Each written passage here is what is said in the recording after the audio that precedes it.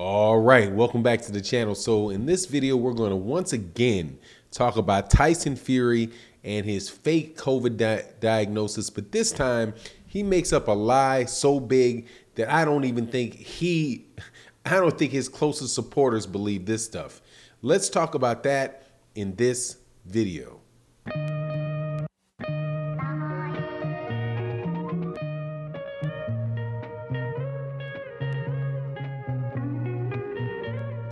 All right, welcome back to the channel. Before I get into the subject matter of the video, please make sure to subscribe to the channel if you're not already subscribed. Also, make sure that you hit the like button and share the video on other platforms. It would be greatly appreciated. Let's get into this. Deontay Wilder and Tyson Fury were supposed to have a fight. I think it was coming up tomorrow on July 24th, but back on July 8th, Tyson Fury pulled out of the fight because he said that he had COVID and that several members of his camp had COVID.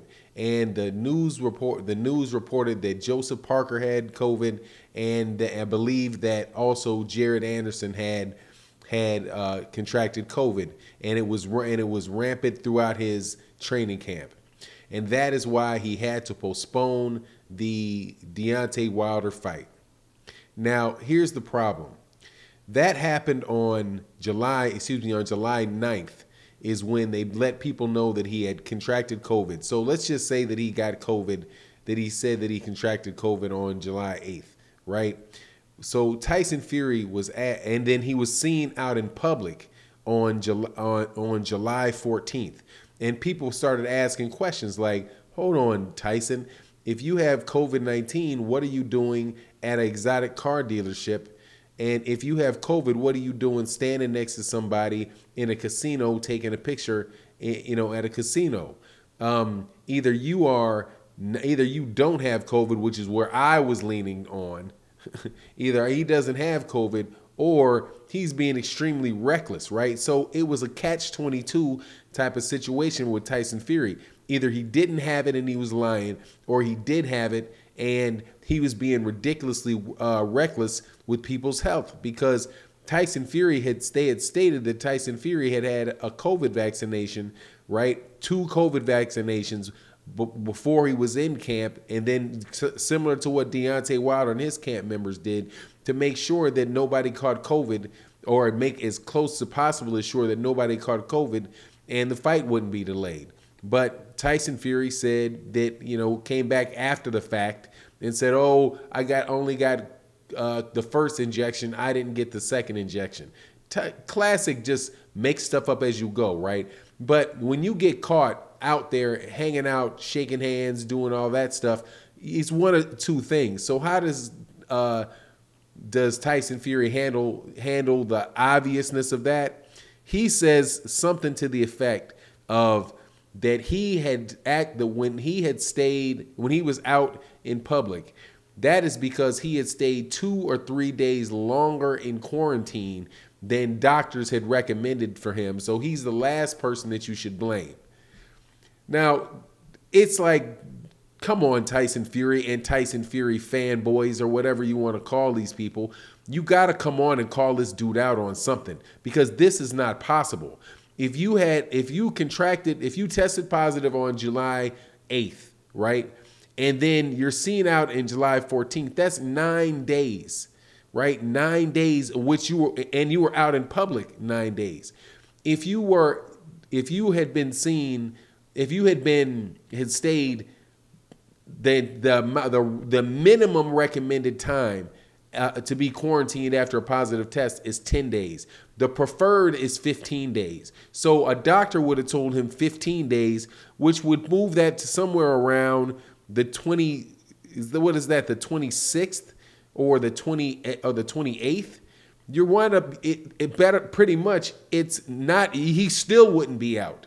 You know what I'm saying? As of the date of this video, he still wouldn't be out if he had waited 15 days, and that, let alone 2 or 3 days longer than the 15 days, right? The 2 or 3 days longer is 17, 18 days, and 17, 18 days from the, is, like I said, that's the 27th or the 28th.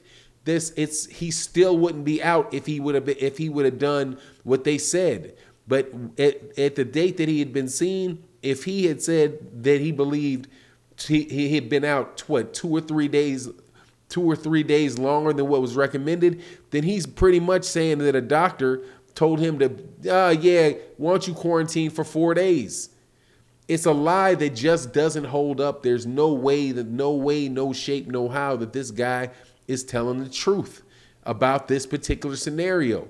Either he did not have COVID, which, by the way, he came out and said he took a test which said that he was no longer positive, that he no longer tested positive for COVID-19. So if he took a test, and the only way that it makes sense to me is that if he took a test, the original test was negative for you to be out in the time frame that he was out. The only way that was, okay, let me sit in my house for a couple days after this negative COVID test, and then I'll come out and then say that, oh, my second test was negative and now I get to leave the country.